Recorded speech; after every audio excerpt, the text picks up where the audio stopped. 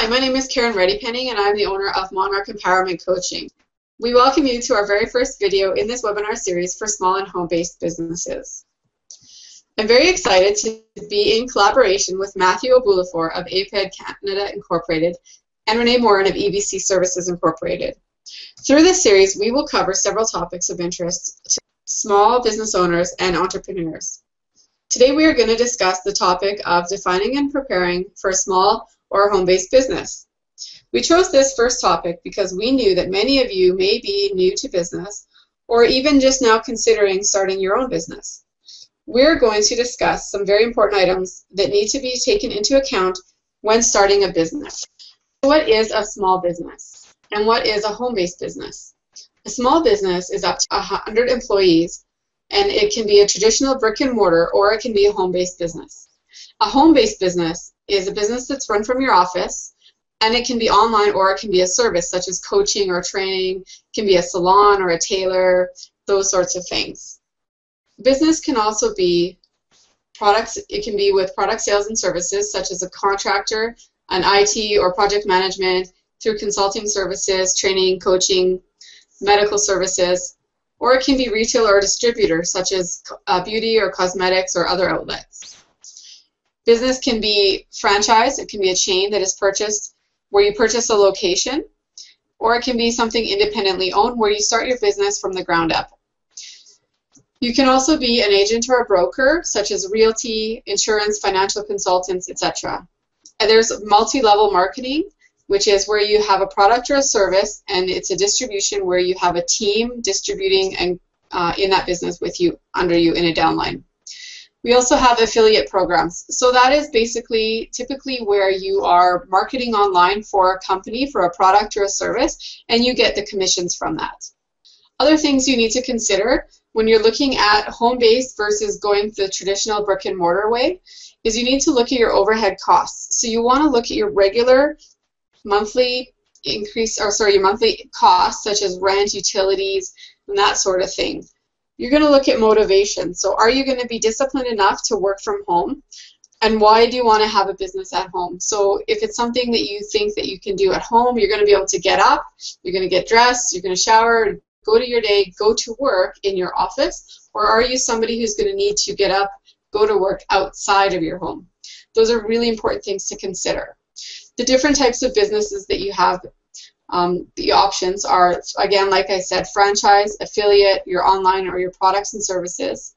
You also look at your environmental factors, family, location, etc. So family, are they going to be able to separate work and business? Are you going to be able to do that? And also location. It's something that you need a quiet space. Do you have an office space in your home? Are those things going to work? Or again, is it going to be better for you and for your business if you go outside of the home? Think of these things and ask yourself, do I really want to work from home, and am I able to?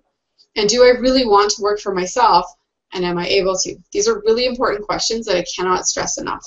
Other things you want to think about, your why. So why do you want to go into business for yourself? Is it because you want freedom with your time? Or is it for financial reasons or health reasons? Or is it something completely different? And also your goals.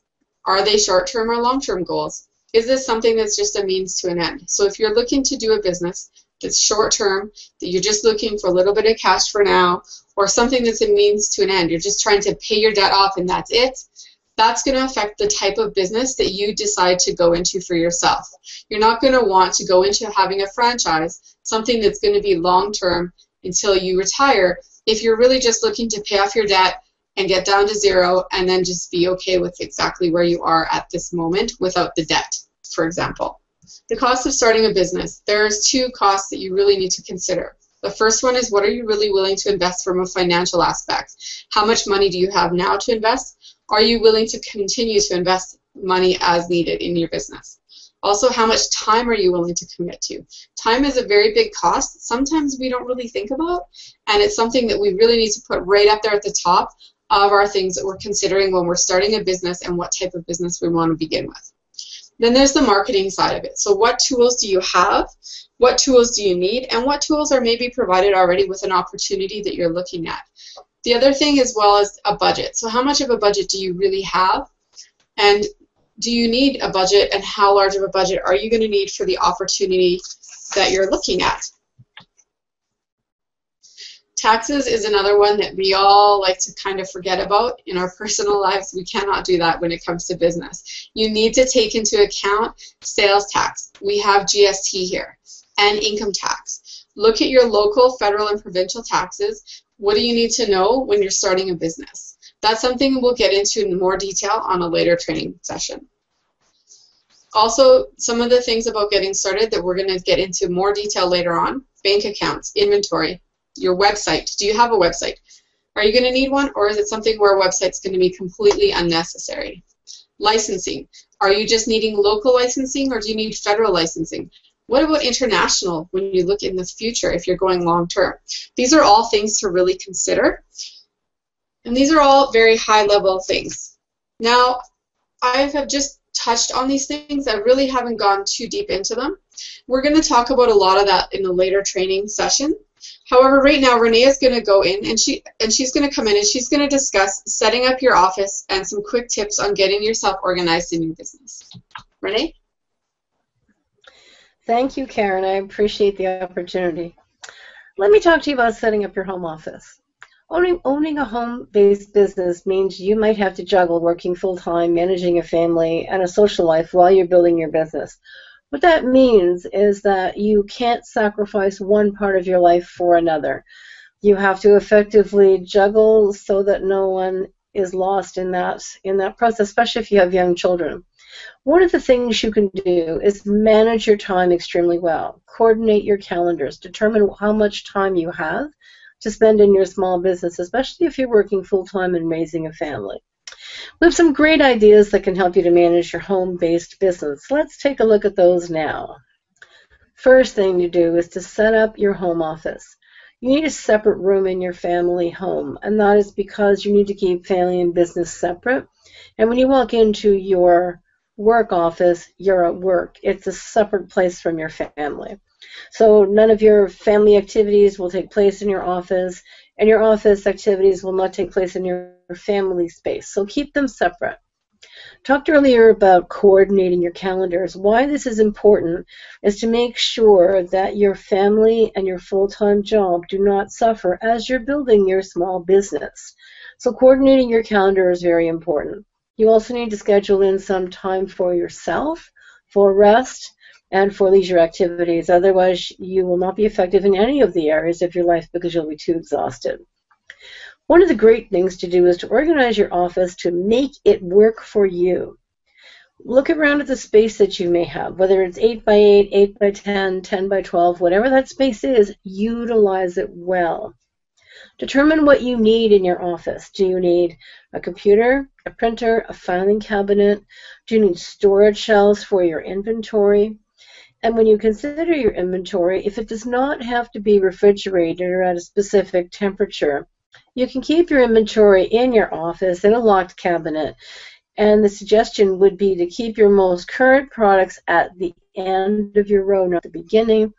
Link your inventory to your purchase orders, to your invoices from your suppliers.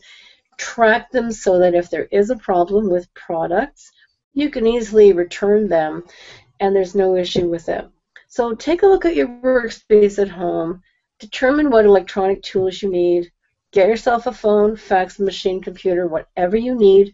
Organize it in a way that will help you to be as effective as possible when you're in your workspace. My favorite, organizing the paperwork. Many people don't like to do the paperwork, but it's absolutely essential if you're a small business owner. One of the things you need to do is to set up paper and electronic file systems. In today's busy world, many people are only keeping electronic copies. However, if you're ever audited or you want to sell your business, you need to have both. Electronic really stores all of your records through the computer, billing, banking, invoices, receipts, expenses. But when you submit your taxes, you need paper copies. So you always need to have a backup. So determine what you need to keep. If you have a small business where you're a franchisee or you're an agent and you receive paperwork that the company has given you to fill in, keep all of it. Learn how to do it effectively. Set up your own spreadsheet and controls so that when comes income tax time, you have records of everything: your receipts, your returns, credit notes, expenses, sales, costs. Make sure you keep track of your taxes from the day you start your business. So whether you are a sole proprietorship, a limited company, or an incorporated company, from day one of your business, you're tracking everything. It will make an audit much more pleasant to go through.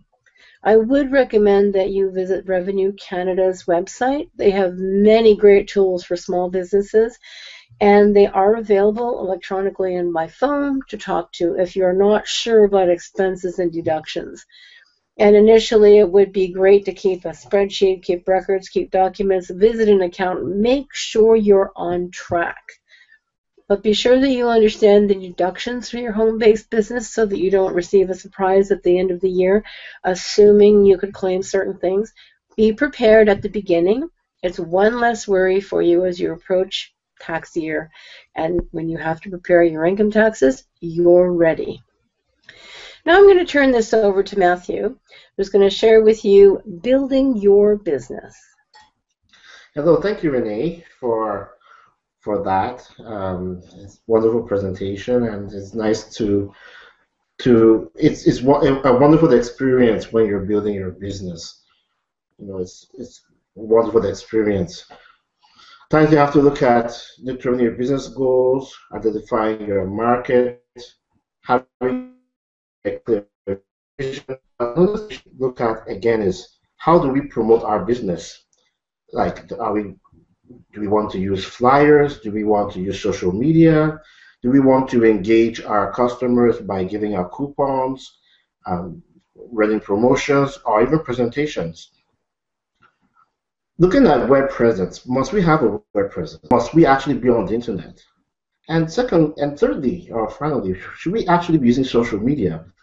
All the social media words we hear, Google, Twitter, Facebook, everywhere. At times, some of us get boggled down with all these social media words. But the question is, do we need it?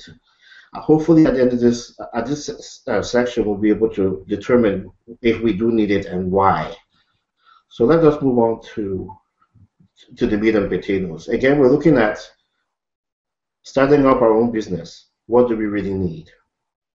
First and foremost, we need at least the right tools. What computers do you need? Do we want to buy a personal computer, a laptop, a desktop, or even a Mac? At times, there is no right answer to that question, but from my experience, it all depends on the budget. If you have limited budget, I would advise to start off first of all with a laptop or a desktop that is Windows based. They're not expensive, or even Linux based if it's possible. However, if you want to start off with a Mac, for those of us that are into iPhones and iTunes and the rest, it's perfectly fine. The most important thing about, of course, computers is, one, there are computers that are very fast, that can be used for specific functions like video editing and recording and maybe online transactions. And there's some that are just for presentations, maybe presenting your products to a client or to a group of people. If you're just using if you need a computer to present, go for a lower end one for now and graduate as you go on, as your business progresses. That would be my advice. Secondly, we have laptops, we have desktops, we have tablets, we even have phablets. Where should we start from? Can we use our smartphones as a tool? Well, the answer is yes. But it is important for us to determine the right tool to start with. And if you're into presentations, if you're into networking, if you're into meeting new people and showing them the plan, which we all love, it would be better to go with a laptop, because your laptop is equipped with a webcam, the inbuilt microphone, and you can actually jump onto Skype and reach out to new people or even your existing team or new teams, if you wish, using our laptop. Desktops are also important, don't get me wrong. Tablets are fantastic as well, but I believe if you have a laptop for when you're starting your new business, that is the proper way to go. Again, there's no right or wrong answer, but a laptop will be my preference. Now, apart from a laptop, you might also want to get accessories like a wireless printer. Wireless printers are becoming very popular now, so that you could print from anywhere from your small office. Again, a shredder, very important. You want to discard important documentation that you don't want another person to see. You get a shredder. A wireless router. Now, I know that most companies, most telecom companies provide an inbuilt like all-in-one wireless router, and that is quite good. But there's some of us that might want to buy our own routers so that we can be able to connect from anywhere in our homes. Very important. Connectivity to the internet is very, very important. I know some of us might want to go to a coffee shop to connect or go to a restaurant to connect. That is fine. But if you really want to get started, you might want to consider getting a high-speed internet solution or a package for your small business, so that you'll be able to log in at any time of the day or night and get online and get the work done. Okay, so that is something to consider. Finally, talking about storage. Assuming if you have a presentation and you have it on your laptop, and I'm very sure it might have happened to a number of us that our laptops fail to function at the most important time.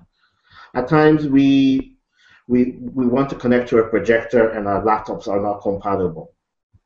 Now, it's usually important for us to consider getting a USB drive or a portable disk just to have our plan B in case if our presentations are not available on our laptop ready to go. So I know that we have the cloud technology, which is something very good, but I would advise to get a USB key or a portable disk just in case if you need to access your important documents immediately. Finally, about computer and software is about the type of software you use. Some of us, we have a budget where we could actually get Microsoft Office, which is Word, Excel, PowerPoint, but this does cost some fee. It does cost some fee. If you have it, it's excellent. But if you don't, if you want to have, maybe if you want to use a free version, we have OpenOffice, which is actually available on the net. You can actually download OpenOffice for free and use it as your word processor, as your spreadsheet analyzer, or even as your presentation tool. You could actually go that route if you wish. And of course, there's also a PDF reader. So if you're tight on budget, go for OpenOffice. It's free. If you want to go the other route, which is having Microsoft Office, go ahead and do that. It's all good.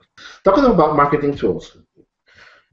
A few minutes ago, we talked about, is it necessary to have a website? Is it necessary for us to have an online presence? Is it necessary to have a social media platform? Is it necessary for us to be seen on Google on the first page? These are very, very important. And if you're starting up a new business, you might want to consider getting that awareness out there by going online. So if you're looking at having a website is very, very important. Although some people don't have websites and they still succeed, but it's something to consider. If you have a Facebook fan page, that is also excellent as well. Not your personal profile, a fan page. This also is kind of important because, as a secret, your Facebook fan page, if you have one for your company, it also appears on Google when people run a search or when people perform a search. Very important. Apart from that, there are other social media tools that you might want to think about. If you're into photography, videography, you might want to think about using YouTube, Instagram, and all these other powerful products that will be able to connect people together. The whole idea is engaging people. And people can be engaged online via the internet from our smartphones or from our laptops. And also, we shouldn't forget our offline tools. Offline tools here refer to the traditional methods of marketing using our newspaper, using a flyer, a business card, even using some type of bulletin board presence in a shopping mall. All these work, and I wouldn't want to say offline tools are outdated. No, it all depends on your niche. At times, if you're looking at your niche that are, let's say, above a certain age range, or you might want to think about using offline tools. Some people are always on the go. They want to get the local newspaper so that they can get updated of what's going on. That's also an offline method. So we should try to be available or be present both online and offline, as discussed in our next slide, because that will give us a better example of how we can incorporate the two. Now, assuming if you have a flyer or you have a newspaper and you have your identity on the newspaper using a QR code, or other words as known as a quick response code, which is those boxes that look like squares. Some of us take this for granted, but honestly, every company should have a QR code on our flyers, on our business cards, and also anywhere where we're promoting via offline. And the reason why is because you want your readers to connect to your online presence via the QR code. Just as shown on the screen, if you have a mobile phone, a smartphone, your QR codes can be read and it can be translated into a website. It can redirect people to a website, to our affiliate page, to a form, even to our products right from our phone. And that has given a lot of people the ability to connect or to use offline products to be able to order stuff online through the internet. Using our business card is also very important. Like if you have a business card, don't be shy. Put all your addresses, your email addresses, your Facebook URL, our website address, everything on the business card, so that when people see that you are on Facebook or you're on Google Plus, or if you have a Twitter account, they can be able to reach you faster.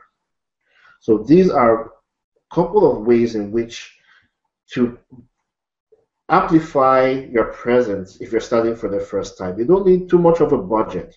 All you just need to do is to have the right tools, the right offline tools, the right online tools, and more importantly, the right computer, be it a tablet, be it a laptop, be it a PC. Have a comfortable workspace with fast internet so you can connect to the internet at any time and you're good to go. Clients will start coming in. Clients will start coming in. Thank you very much. Thank you, Matthew. So we've covered several items in a high level today, and we will go into more detail on each of these in future presentations. So for today, we just encourage you to really consider all the things that we did talk about. And as you make your decision on starting a home-based business, again, ask yourself these questions. Do I really want to work from home, and am I able to? And do I really want to work for myself, and am I able to? Answer yourself honestly, and this will give you a really good start on what direction you may want to go in. So it looks like we have a few questions that have come in while we were doing the presentation. So let's talk about those, and we'll go over a couple of those today before we end, or before we finish off, sorry. So let me just pull some of those up here. Okay, so we have a question here. Should I get a bank account right away? So Renee, do you want to cover that one? Sure, thanks. I think at the very beginning, it's probably wise for you to keep your own bank account until you get started. Once you have an idea of how successful you're going to be, take some of the profitable sales that you have, open a small business bank account. There are varied rates that you can get for deposits and balances, and it's really wise to keep your business and your personal expenses and cash receipts separate, so that when it comes time to do all of your purchasing and your payments, they're not all going to come out of your personal account. If you have an incorporated business, you have to have a separate bank account, because if you pay taxes, you need to have separate bank accounts.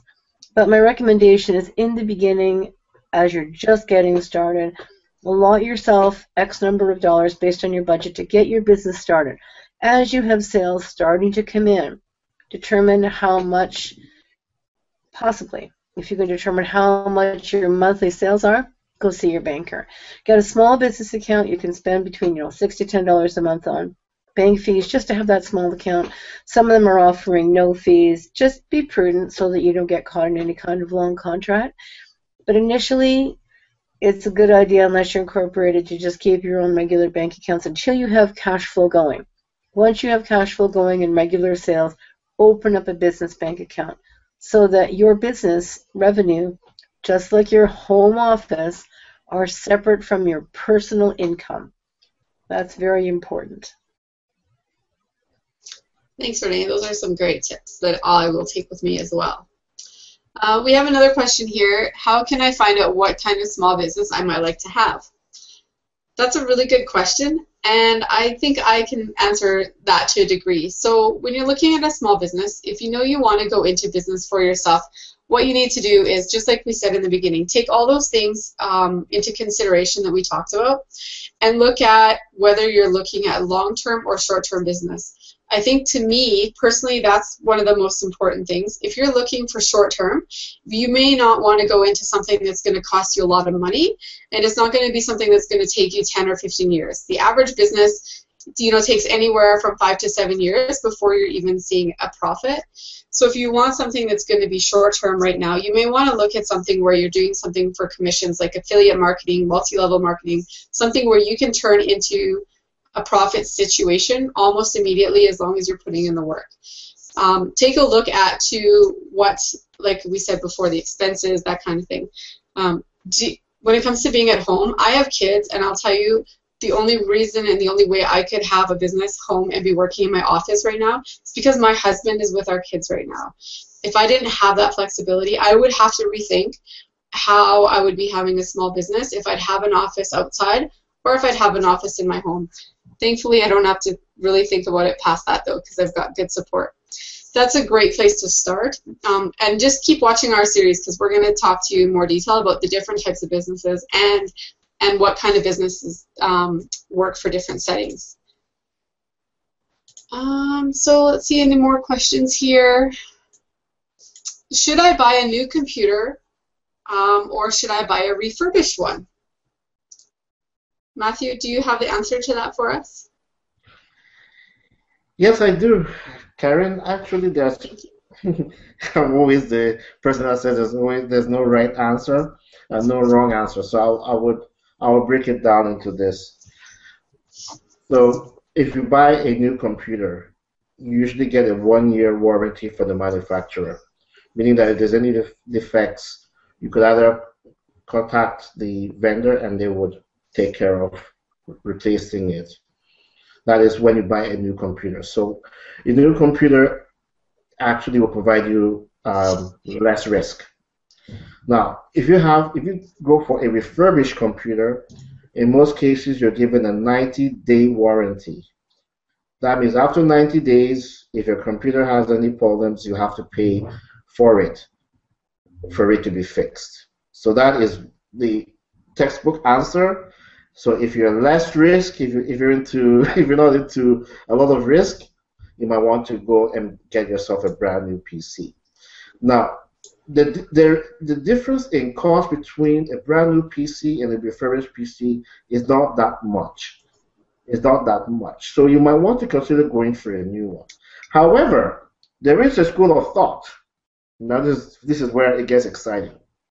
A refurbished computer is a computer that had a defect which was repaired by the manufacturer.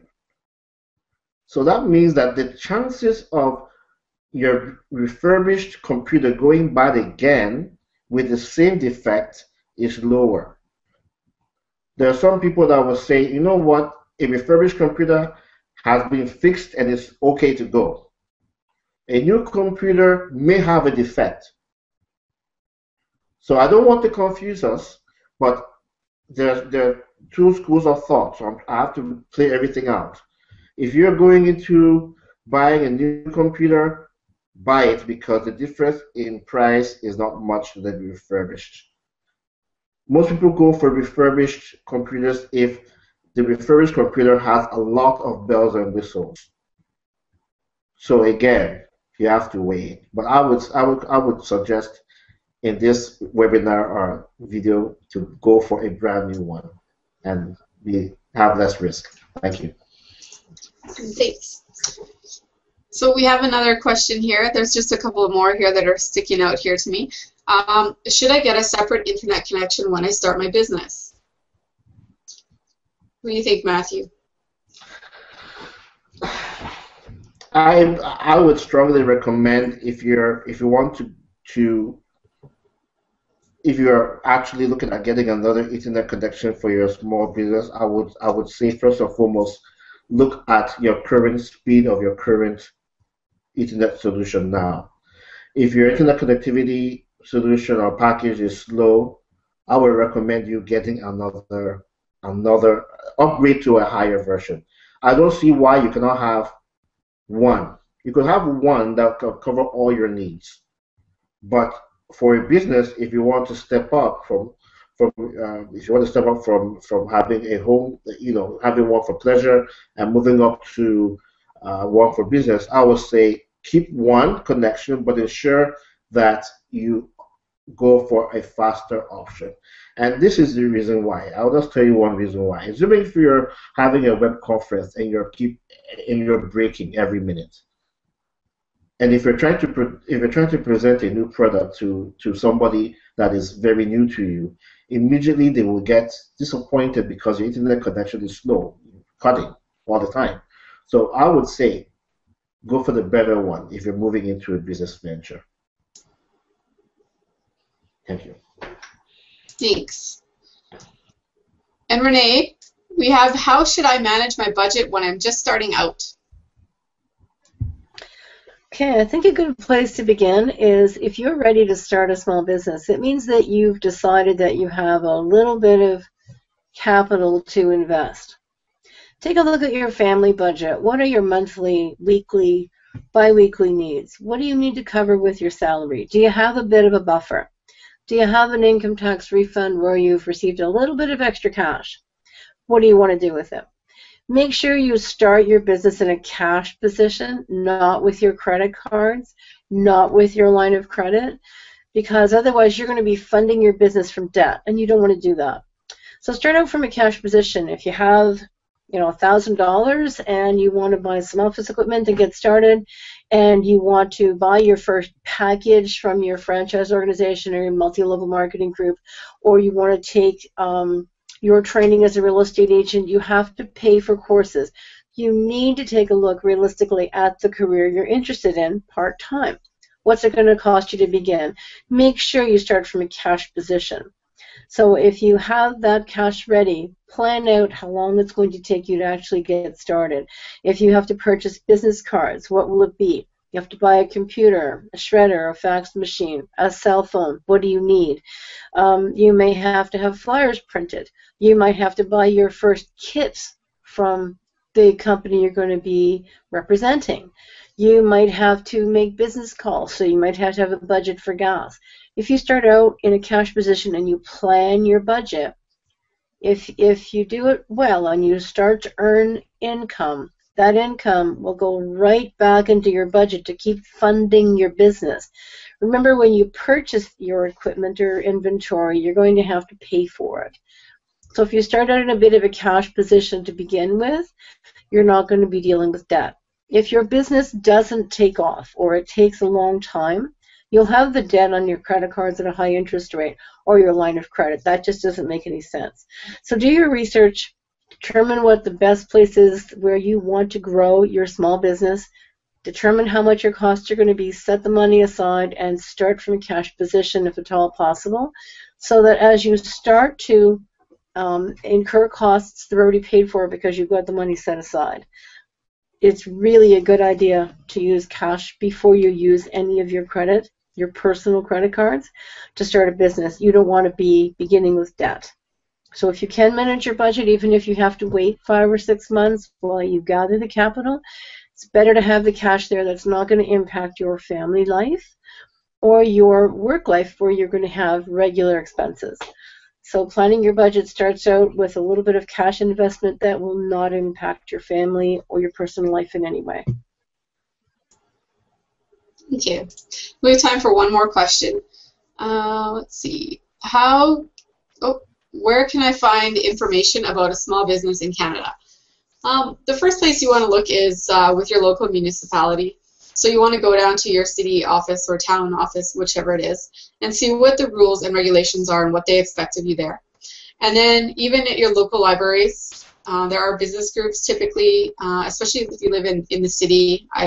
We live in the city, and there's so many resources. Other places, if you're going into multi-level marketing, you can definitely ask your upline and the people that started what they did and how they got started, but don't always just take that as the rule of thumb. Definitely go look at what is required of you from the city bylaw, and go to your library and look at things further out with provincial and stuff. And online, go to the government websites, take a look at those.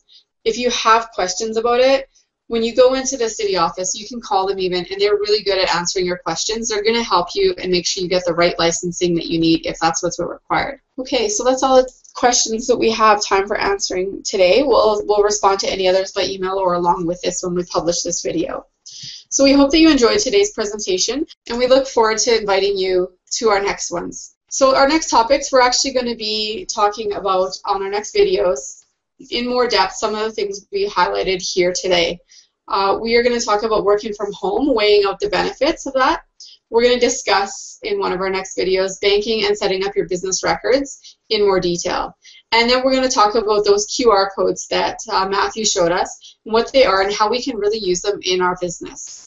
So we'll leave you with that today. We'd like to invite you next time for one of these sessions, and we thank you for joining us tonight.